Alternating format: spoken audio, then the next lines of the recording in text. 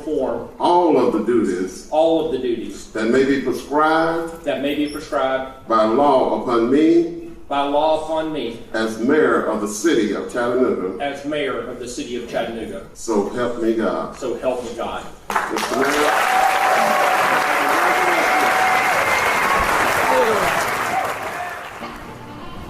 The first day of a new administration offer us a story should be each have the power to write our own story.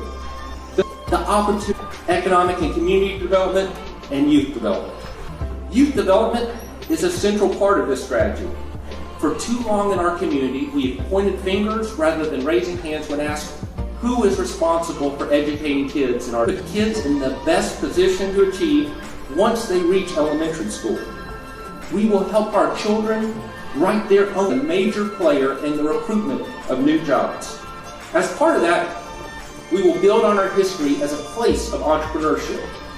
Entrepreneurship, after all, is about individuals having the opportunity to delve into their passions, to follow their dreams, and to live the life of their these services in the most efficient and effective way possible. As we move to budgeting for our will be the efforts of our city employees. I want to unleash your power to get things done. You are city government than ever before. Join me in writing the new Chattanooga story, one in which all of us have a unique part. We live in the greatest city in the world, but our best days are ahead of us. Thank you.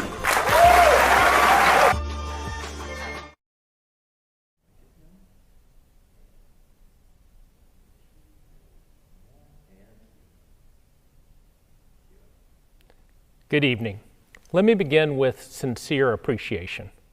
I could spend this entire speech thanking the many people who've helped me and our city, and nonprofits, foundations, and businesses, and the civic, governmental, and private sector. So many Chattanoogans have stepped up when I asked and when I didn't.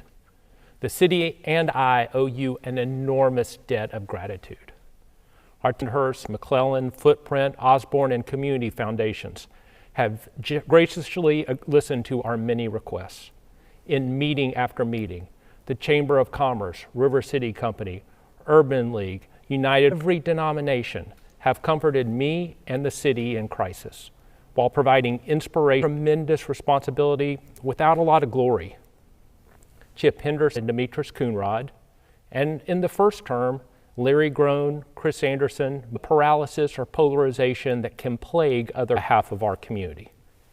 We have many employees of city government boards, like a fire department rated in the top 1/2 of our state, our head of IT named City Executive of the Year, transportation crews who've saved us money through striping lanes themselves, a sanitation worker seeing a woman who fell and helped her to the hospital, or a staff member at a YFD center spending extra time helping a child struggling to read. And then there are the people I get to work with every day, the members of my office and administrators. They are smart and talented and hardworking. You can't find a better bunch anywhere. Thank you so much to all of you for what you've done to help me and our city. Finally, a note to my family and friends. In any job, you need the support of the people closest to you, and this one is no different. My parents and friends have answered every call. And now for more than a decade, my family has shown up to photo shoots and chicken dinners and states of the city. To Orly, Hannah, and Monique, I could not be luckier to have you in my life. Thank you for everything. 8 years ago, I stood on this very stage to take the oath of office as the 65th mayor of our great city. Speaking to you as one recession was ending, I said that we were at our best when we empower every Chattanoogan to write her own story. I could not know then what the ensuing years would bring. A terrorism attack, a devastating bus crash, a tornado, a multi-day water outage, a global pandemic, another recession, a reckoning with racial injustice. And yet, here I stand again and return today to the words I uttered 8 years ago. When we ensure that every Chattanoogan has the tools and the power to write her own story, we change the arc of our city. I know this to be true because I've seen it. We have built and revitalized parks in Eastlake and Alton Park, as well as in the heart of our downtown. We've made sure that every Chattanoogan who fought for our country doesn't have to fight to have a roof over their head. And we have ensured that the electric vehicles of the future will be built at Enterprise South and that a small business can purchase new equipment to expand. We've supported working families by helping toddlers enter a classroom with caring teachers while offering a hand up to their parents through workforce development. When you tend to your garden, it bears fruit. One of the highest wage growths in the country. The city government with the largest reduction in energy consumption. One of 11 communities in America to end veterans' homelessness. 1,000 new high-quality early learning seats in just the last 3 years. I know it is easy in this moment to see all that is wrong, to feel like darkness surrounds us in both the day and the night. On some days, I'm guilty of that myself. Since March of 2020, almost 1 out of every 10 Hamilton County residents has been infected with COVID-19. More than 350 of our neighbors have died from this disease. I mourn for every family missing their loved one tonight. We saw this plague strike the most vulnerable in our community the hardest. Our seniors, people of color, those with pre-existing conditions, they have suffered the worst health outcomes. The same is true for their pocketbooks. Small businesses closing, many forever. Good jobs vanishing, especially in Chattanooga's critical hospitality and service industries.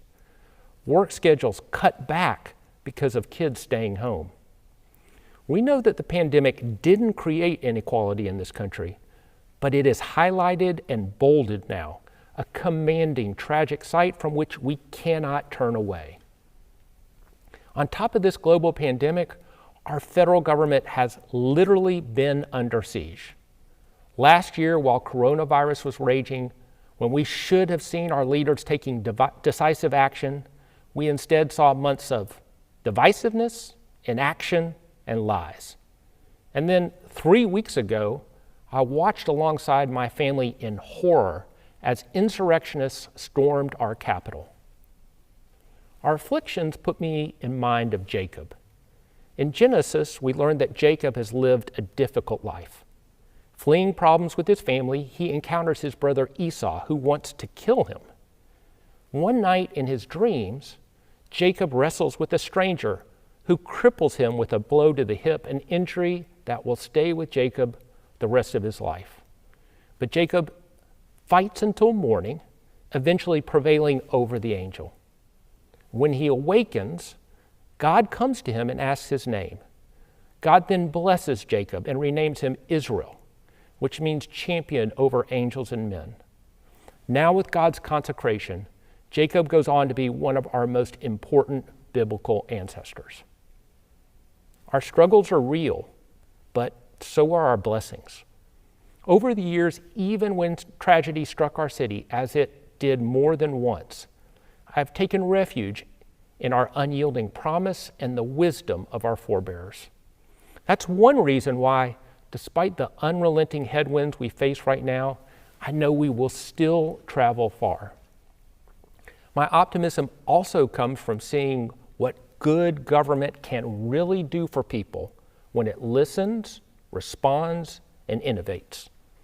I was born in the era when Walter Cronkite infamously identified Chattanooga as the dirtiest city in America. Now, our pristine natural beauty graces the cover of magazines and newspapers all over the globe. That didn't happen by accident. And it isn't because of something special in our water or our impeccable Southern manners. It sure isn't because we magically agree on everything. No, it has happened because good people of all political parties, races, genders, neighborhoods, and income brackets have joined forces to build a better city. So it has been and so it will be. We are the architects of our own renewal. That process begins when we put more power in the hands of our residents. It has been my mission, and that of city government, to make sure Chattanoogan's have the power to live their lives as they see fit, to write their own stories, to journey wherever their talent and determination takes them. That includes meaningful input into government. In the weeks before I took office 8 years ago, I hosted a series of meetings about the future of our city with more than 500 people showing up each night. I listened to what they had to say, and I learned so much. I then asked civic leaders, not politicians or bureaucrats, to helm Chattanooga forward, a year-long process that surfaced some of my proudest achievements, including the launch of a new innovation district, the creation of the Tivoli Foundation, and a plan for a revived Miller Park district. Soon, I pulled together new groups, like the Mayor's Youth Council, to head. The more we listened, the more we learned, and the more we learned, the harder we push for change. Our councils converted to violence from being evicted from their home. And when COVID hit, our senior citizens made calls to those most at risk from being shut in, reaching a hand out when many of us were closing our doors. Michael loved his Battery Heights neighborhood, but was disappointed that more community members weren't engaged. So he attended a leadership roundtable put on by city government and learned about the grants available to every neighborhood. He applied and received funding, using it to print door hangers filled with the area's history and instructions on how to get involved. Plus, he ran for neighborhood president, and he won. And now he sees more people showing up for meetings, plotting out Battery Heights' future. That encouragement to speak up and to act forever changes our city. That's why I believe that the turmoil we saw last year as a result of the murder of George Floyd, Breonna Taylor, and others, as bitterly painful as that was for so many people, will ultimately make our country stronger, better, and more just. Black Lives Matter protesters demanded a reckoning with generations of racial injustice that pervade our society. While some in our city and country push back loudly, let me tell you one thing I know. We will never solve problems in silence. You don't have to agree with every demand of every protester to know that a more just and humane society is needed. We owe it to ourselves to acknowledge where we have come up short, debate how to resolve it, and implement thoughtful solutions. At city government, we were confronting racial injustice long before last spring. For years, our police department has been at the forefront of overhauling policies to keep all Chattanoogans in every neighborhood as safe as possible and to minimize negative interactions between officers and residents. Every cadet has participated in a community immersion project, so officers are more embedded in and responsive to marginalized communities. The department and city government have also been unafraid of giving an unvarnished picture of our progress, earning national recognition for our racial equity and policing dashboard. Beyond just policing, though, we've made City Hall a place that celebrates inclusivity and puts it into practice. Our Styles L. Hutchins Fellowship recruits, retains, and nurtures young Black talent in our city. We improved our minority vendor percentage 6 times over. And we launched Kiva, a micro-lending platform that gives minority entrepreneurs access to the capital they need to grow their business, but can't find anywhere else. We are not perfect, far from it. But you can't cross the finish line if you never start running. We found that opportunity and prosperity are our twin engines, each one propelling the other. To unlock progress more broadly, we invested all across the city. When Hickson residents were upset about North Point Boulevard, a private street city government didn't even own, we worked with the owners to acquire and then rebuild it. When East Chattanoogans pointed out the problems of living in a food desert, We recruited a Save-A-Lot by offering a mix of infrastructure improvements and economic development incentives. And when we heard about the need for smaller, quicker improvements, we created the Neighborhood Reinvestment Fund, which we use for amenities like a new playground at Toccoa Park and streetlights off of Highway 58. The more we listened, the more we learned, and the more we learned, the harder we pushed for change. Again and again, we went where people led us. And across the city, Chattanoogan's who show up for work every day, hoping to live a middle-class life, were telling me they face the challenge of a city experiencing growth and success, higher and higher housing prices. When your paycheck is eaten up by rent and gas money, it's impossible to feel in control of your life. That is certainly true today, as so many people who have barely been holding on to the edge are now falling off. Take Kanika, a nurse in Chattanooga. When COVID-19 hit, her college-age son came home and her husband lost hours at work because his employer was barely staying afloat. Caring for patients at the height of the pandemic, Kanika and eventually her entire family contracted coronavirus, and she took a financial hit while on medical leave. Fortunately, city government had set up utility and rental assistance, and Kanika called our hotline. Erica and the Department of Economic and Community Development talked her through every step of the way. Eventually, Kanika and her family received 3 months' rent. And with her situation settled, Kanika went back to work full-time, her son entered online classes, and her husband is out seeking work.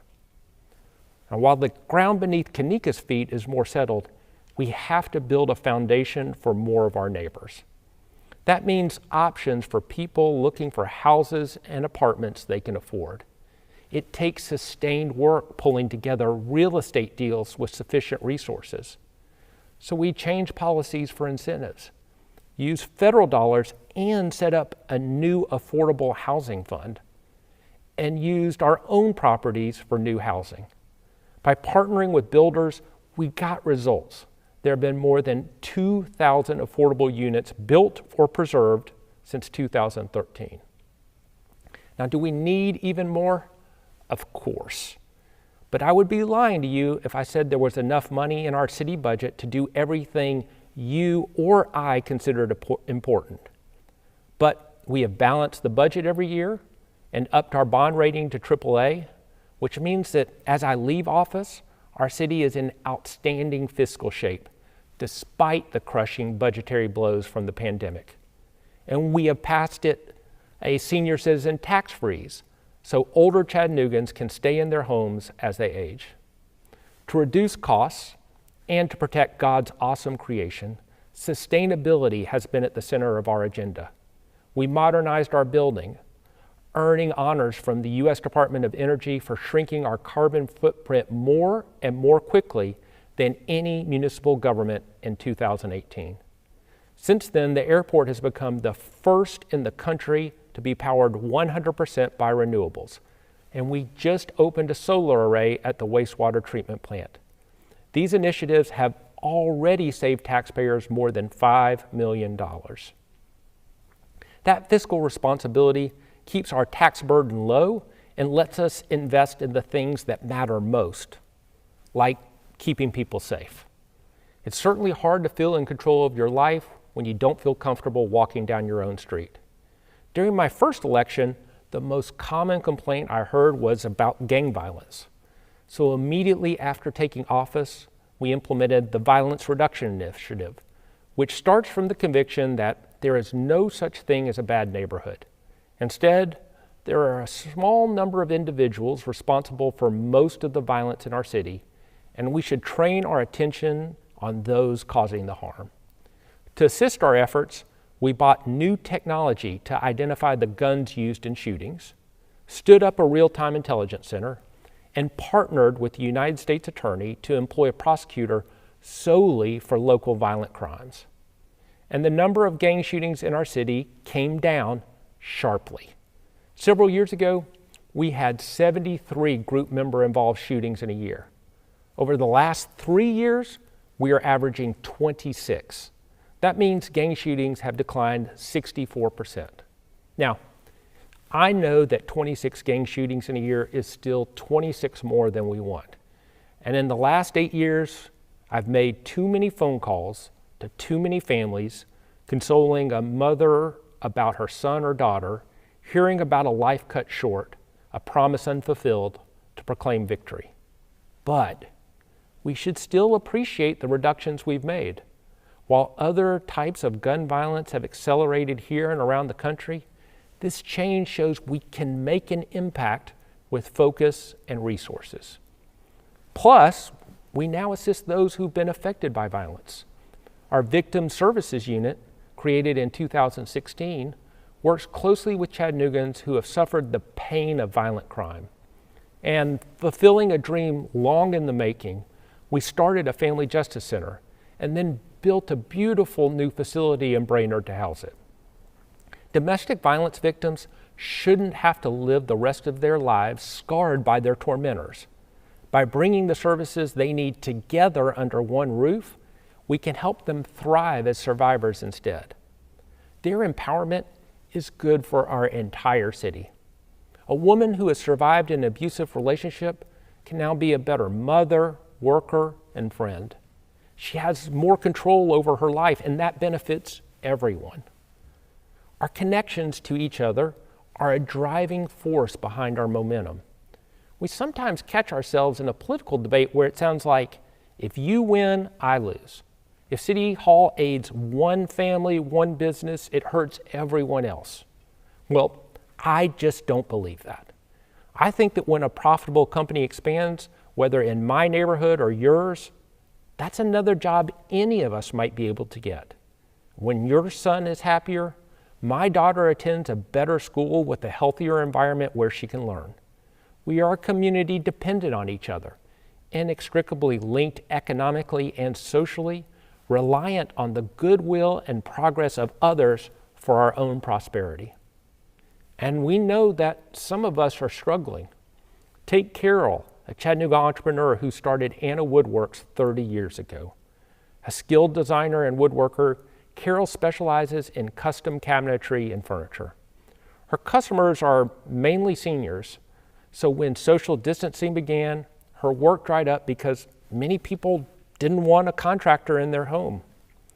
Carol reached Kim on our economic development staff, explaining that she could lose everything, 3 decades of hard work, without some kind of help. Kim worked with her to collect all the documents she needed to apply for our small business assistance, and a few weeks later, Carol got approved for a $25,000 bridge loan. It's not all clear sailing, especially when an employee has to quarantine because of COVID, but Carol is putting her business back together again, once again charting her own path. And this is what business owners, large and small, do in our city every day. They fight to build middle-class jobs for themselves and their employees. And that's why I pushed city government into economic development, something it had previously avoided. For the first time, we went beyond the traditional route of relying only on tax cuts for big corporations.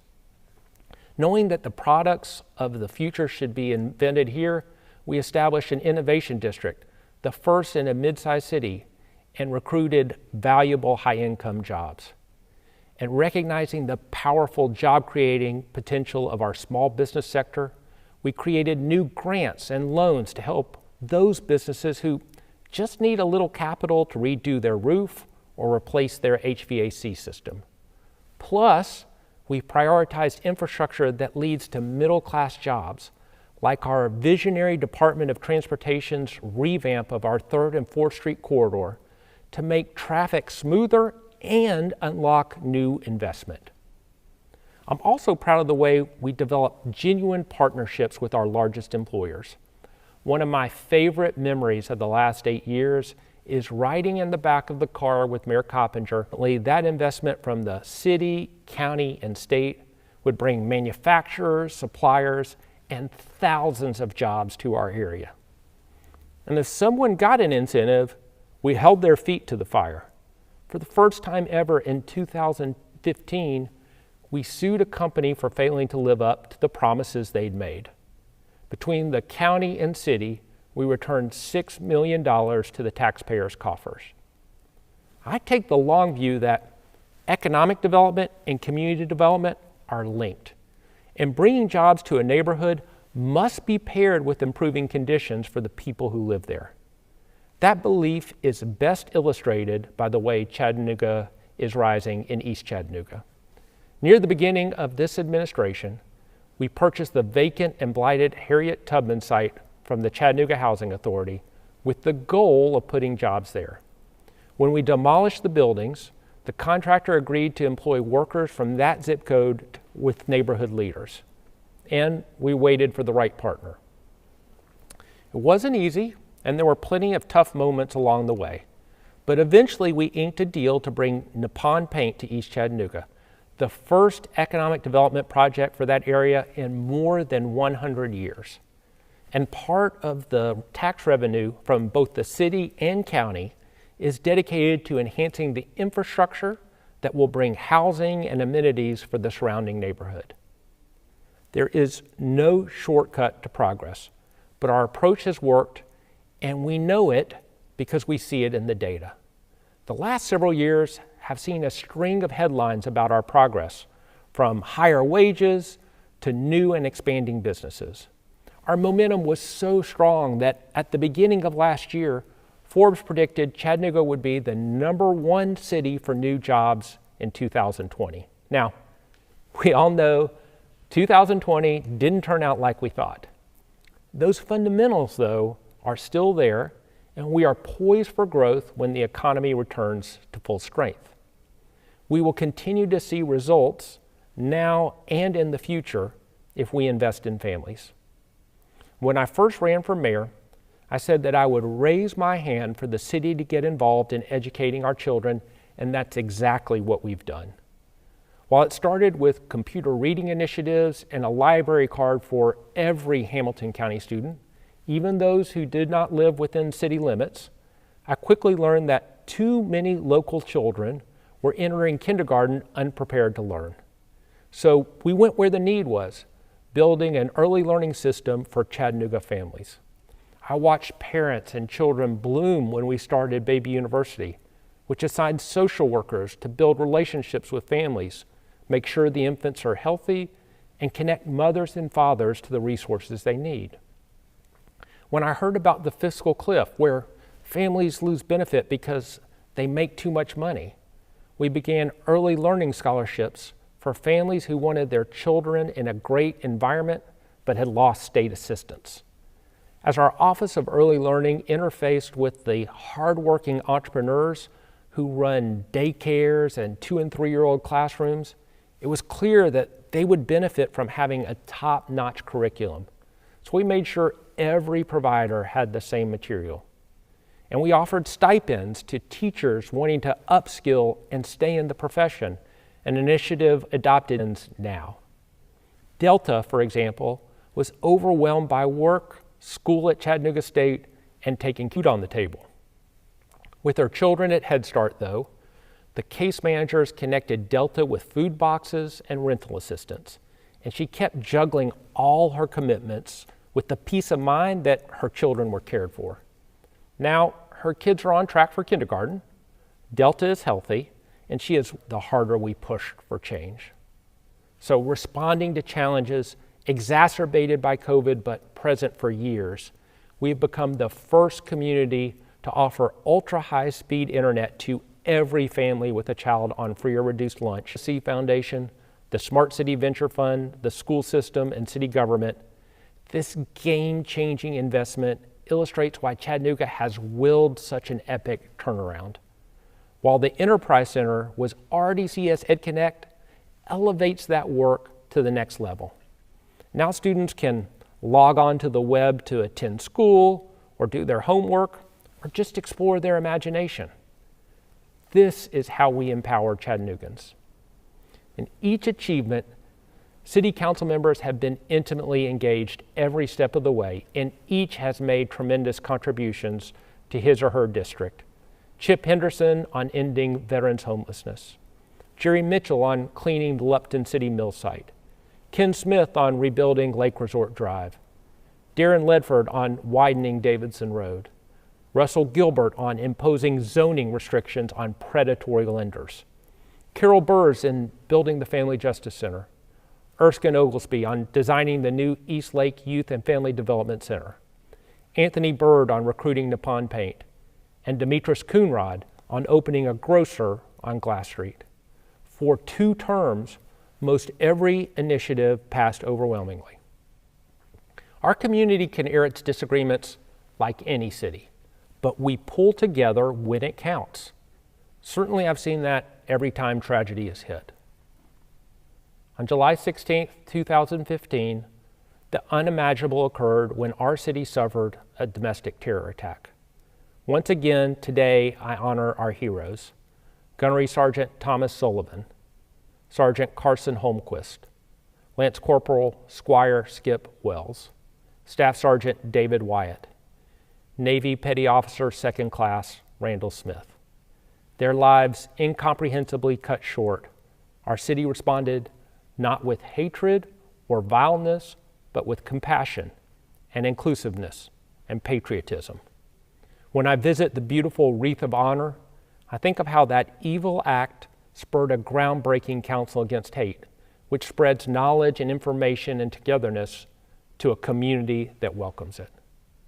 A little over a year later, in November 2016, a bus accident tragically killed 6 Woodmore students and injured more than a dozen more. Our firefighters, public works employees, and medical staff at Erlanger reacted heroically, preventing a horrific catastrophe from being even worse. Community members wrapped their arms around the families, reaching out with food and donations and love. So we know tragedy, we know hardship, and we know how to respond, how not to let those moments be the end of the story, but instead an impetus for the next reinvention of our city. We do it together. After all, a city divided against itself cannot rise. And now, as I address you tonight, life-saving vaccines are being distributed throughout our country, and the end of the COVID nightmare may actually be in sight. Soon we will survey the damage to families and businesses and communities and begin our efforts anew. Which brings me back to Jacob, a man who dealt with his share of tragedy and strife. But he never gave up, wrestling all night long for victory, receiving God's blessing and emerging as a leader. It is never easy. There are disagreements and battles and setbacks. But in those moments, we search for God's blessing and use our victories to build up an entire community. As I stand here tonight, I think of the moments of struggle and success in my own family. My grandfather on my dad's side escaped the pogroms of Lithuania as a child, taking 2 years to travel here, a land of opportunity for those seeking to write their own stories. Once in the United States, he encountered prejudice and a Great Depression. But he also went to public school, learned English, worked alongside a mentor to pick up a trade, and eventually established his own business in our city. My grandmother on my mom's side became a single mother in a time when divorced women were ostracized. She worked as a retail clerk, struggling to make ends meet. But she raised my mother and uncle and sent them to college to make their own way in this world. My mother and father raised my sister and me in the shadow of those experiences. They taught us that everyone matters, that we must treat each other fairly, that we work hard every day and care for those around us, and that while the world is filled with imperfections, we can repair its faults every day. I pray that Monique and I are passing along those values to our own daughters. But the values of respect and dignity and service are not exclusive to my family. I've seen them across our city, on every street and in every neighborhood for the last 8 years. As I leave here tonight, I hope that I've helped make it a little more likely that Chattanoogan's can write their own story, to pray where and how they want, to enjoy the place where they live, to work hard but also be able to spend time with loved ones, to raise their children to be independent and happy. It has not been perfect and it has not been easy. But like Jacob, I feel my blessing. I love this city. Thank you for the honor of serving as your mayor. As always, the next chapter of our story will be our best. Thank you.